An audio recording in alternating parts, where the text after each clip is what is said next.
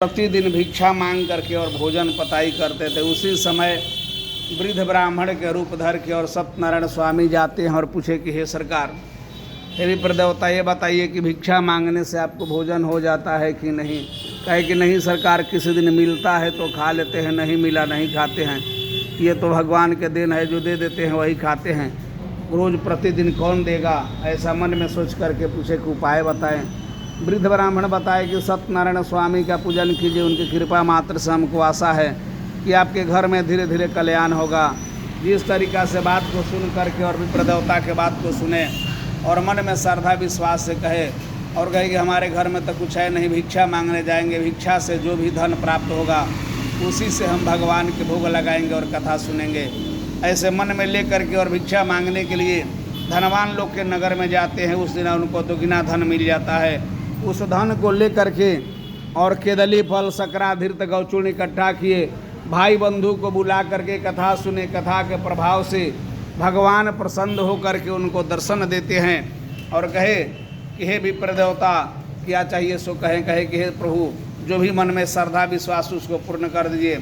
कहे कि हर महीना में इस व्रत को मैं करूँगा, हर पूर्णवासी को, हर खुशी में, हर त्यौहार में, हर उत्सव में भगवान की कथा सुनने लगे, सब तरह के कार्य करके और इच्छा प्राप्ति करने लगे।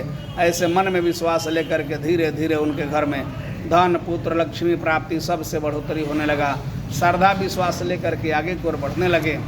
ऐसे कुछ दिन समय बीतने के बाद हर दिन हर तरह से हर कल्याण करने के लिए भगवान की इच्छा प्राप्ति हुई।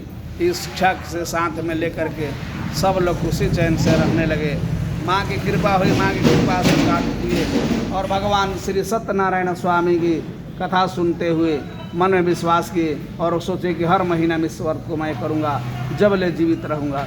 सुन करके सब तरह के खुश प्राप्ति हो गए। एक दिन लकड़ी बेचने वाला एक लकड़हारा आया।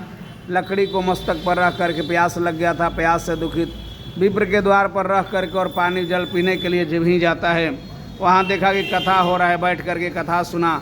कथा के प्रभाव से मन में विश्वास किया कि विप्र देवता की तरह हम भी इस कथा को सुनेंगे, विषय में पूछ लेते हैं। विप्र देवता से पूछा, हे सरकार, ये कौन सा देवता का व्रत, इससे क्या फल मिलता है।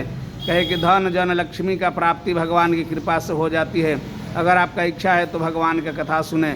ऐसे करने से मन में श्रद्धा लेकर के और सत्यनारायण स्वामी की कथा का कार्य सुनने के लिए तैयारी किए। भगवान की कृपा उनके ऊपर भी हुई। लकड़हारा का लकड़ी बेचाया तो दोगुना धन मिला। उस धन से लेकर के केदली फल सकरा धीर्त गौचूर्ण इकट्ठा किया। भाई बंधु को बुला करके कथा सुने। कथा के प्रभाव से प्रसन्न होकर के भगवान उनको आशीर्वाद में जो जो कमी था दिए। वे भी मन में विचार किया कि जब तक मैं जीवित रहूँगा, हर पूर्णमासी, हर संक्रांति, हर खुशी त्यौहार को मैं भगवान सत्यनारायण स्वामी का कथा, सत्यनारायण स्वामी के व्रत कथा सुनूंगा। इस कारण से कार्य होता है। ऐसे सुन करके वहाँ से भी अपना अंतर भगवान अंतर ध्यान हो गए। वे भी जा कर के अपने अपने स्थान पर चले जाते हैं। जो भी भगवान के श्रद्धा भक्ति से सत्यनारायण स्वामी की कृपा पात्र से जो भी कथा सुनेगा, मन में उनका श्रद्धा विश्वास से कार्य संपूर्ण हो जाएगा। ऐसे कह करके अंतर ध्यान हो जाते हैं। हर खुशी में त्यौहार में भगवान की कथा सुनने लगे। इति श्री स्कंद पुराणे रेवा खंडे सत्यनारायण व्रत कथा का दूसरा अध्याय पूरा हुआ।